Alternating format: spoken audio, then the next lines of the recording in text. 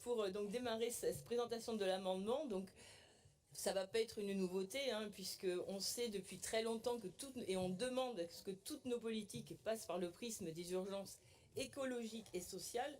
Pourquoi? Parce qu'il est notre devoir d'agir pour les générations futures. Les rapports des scientifiques, et on l'a vu lors de la dernière plénière, et l'actualité montrent bien que notre climat se dérègle et que la pauvreté augmente. Donc, j'ai le regret quand même de vous dire que non, le projet GPSO n'est pas un bon projet pour les générations futures.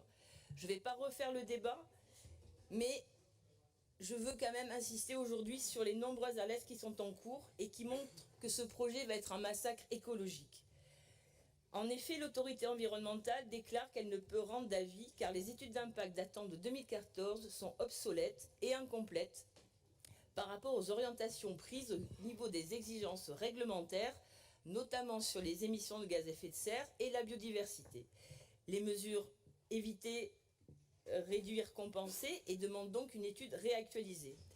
D'autre part, on a également un avis du Conseil national de la nature qui a émis un avis défavorable pour la demande de dérogation déposée pour ce projet. Et enfin, la dernière actualité, ça a été aussi que les parlementaires de Gironde, 5 sénateurs sur 6 et 2 députés, suite à des auditions avec SNCF Réseau, émettent de sérieux doutes sur l'utilité réelle des AFSB, car en effet, SNCF Réseau affirmerait que les voies existantes sont suffisantes pour augmenter les besoins pour faire rouler des TER, TGV et fret.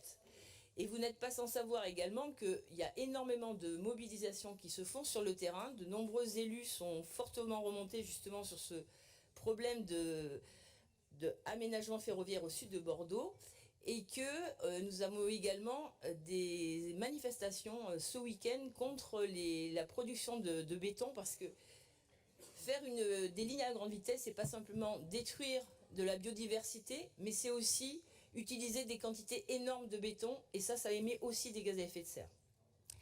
Alors nous aujourd'hui, dans ce budget, on voit bien qu'on va continuer coûte que coûte à prendre un engagement pour 40 ans au mépris de la biodiversité et du plan de financement bancal.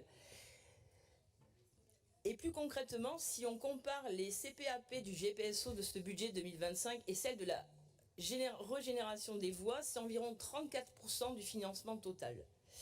Mais vous continuez à nous dire, la région fera des lignes à grande vitesse et des investissements pour nos infrastructures, des lignes du quotidien qui sont en très mauvais état. Mais toujours pas de protocole de petites lignes cofinancées.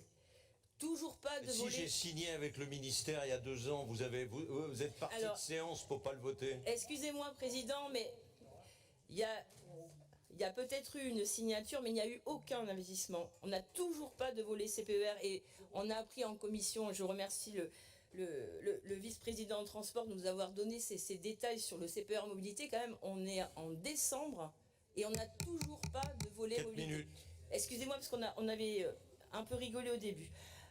Donc, est-ce que vous entendez également les plaintes des usagers du TER? Ça a été rappelé ce matin, ceux qui ne peuvent pas monter dans un train, ceux qui voient leur voyage annulé, ceux qui ne peuvent pas prendre un train au lieu de leur voiture en raison d'une offre peu attrayante ou inexistante. Je termine. Les services express régionaux métropolitains, c'est très bien.